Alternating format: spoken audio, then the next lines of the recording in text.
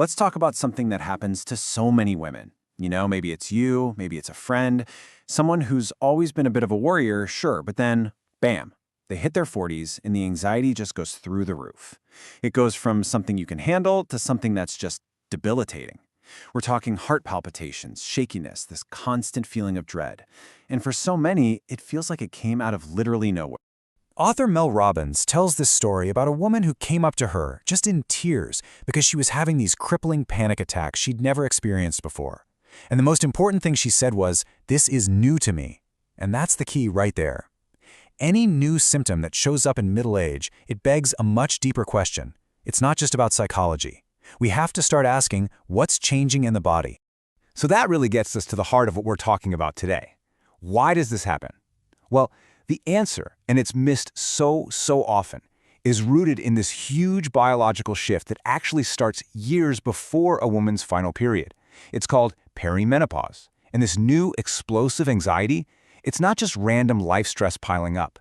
It's often a direct signal from a brain that is literally changing.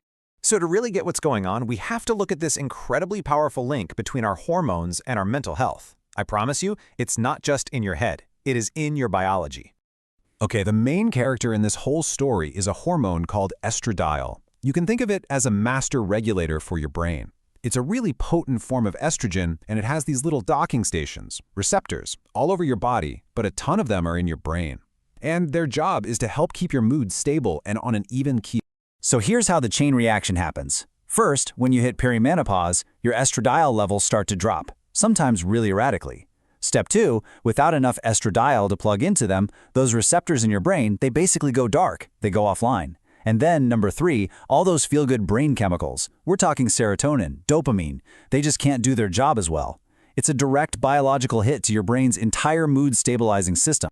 But here's the crucial part, and honestly, it's such good news. These changes, they are not necessarily permanent, not at all. Research shows that when you reintroduce estrogen, you can actually reactivate those brain receptors. You can literally turn the system back on. Now this whole hormonal shift, it doesn't just stop at anxiety. Menopause is so much more than just hot flashes. It's a whole body experience. And honestly, the mental and emotional symptoms are often the ones that can really turn your life upside down. And get this whole process can kick off 7 to 10 years before your period even stops. That means symptoms can show up in your mid-30s. We're talking about anxiety or depression that's either brand new or way worse than before.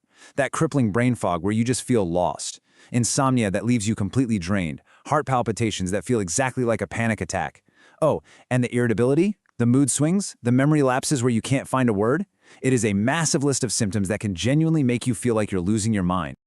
And what makes it all so much worse is that for decades, women have had these real biological symptoms just dismissed. They're told, oh, it's just anxiety, or it's just menopause, you have to deal with it, as if this is something you're supposed to just suffer through in silence, instead of a medical condition that needs treatment. This history of medical gaslighting means you absolutely have to become your own expert. It's not optional. You've got to learn about this process, become your own best advocate, and be ready to find a doctor who gets it and will fight for you to get the care you deserve. So with all that said, how do you actually take back control? The great news is there are incredibly effective treatments out there, and we can break them down into a really clear 4-pillar framework to help manage this whole transition.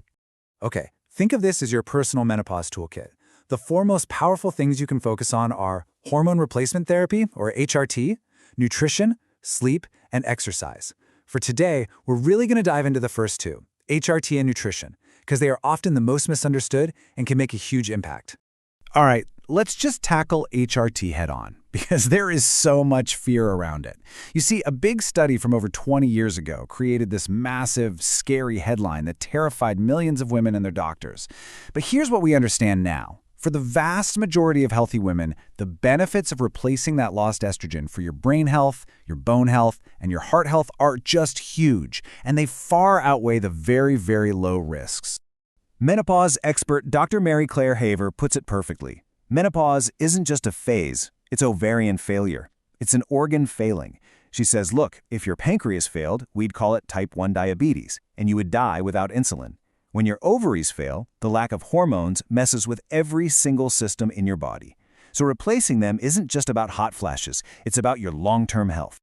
Okay, So on top of considering HRT, what you eat becomes this incredibly powerful tool. There are 3 key nutritional strategies you can start using right now to help manage your symptoms.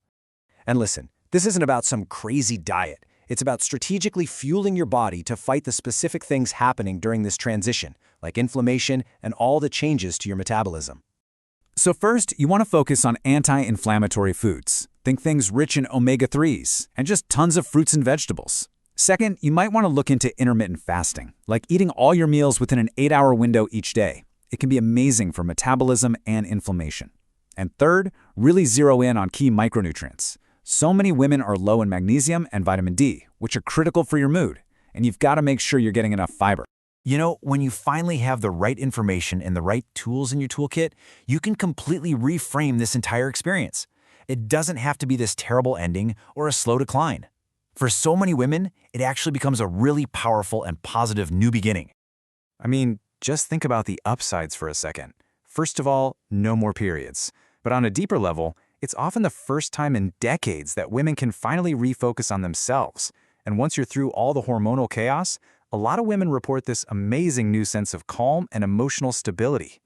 Dr. Haver also says this, which is just hilarious and so true. She says her ability to tolerate other people's BS and alcohol has just completely disintegrated. And so many women can relate to that. You just find you have no more patience for things that don't serve you.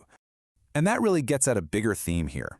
Women so often report that they just shed that need to please everyone. They become more direct. They're more confident. They care way less about what other people think. They finally get to be their most authentic selves. So maybe, just maybe, the brain fog, the anxiety, all of it. Maybe it isn't just your body breaking down. Maybe it's a loud, clear message, a call to finally pay attention, to rest, to heal. And after all these years of taking care of everyone else, to finally take a season for yourself. What would change if you actually listened?